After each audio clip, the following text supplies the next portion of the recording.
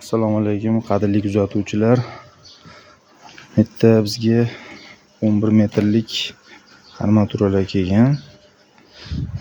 Chirchiqdiki. O'shani hozir kesib ishlash jarayonida bir qiziq holatga ko'zim tushib qoldi.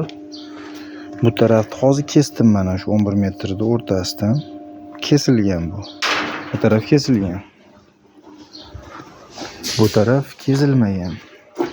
Shu zavatskiy holatda.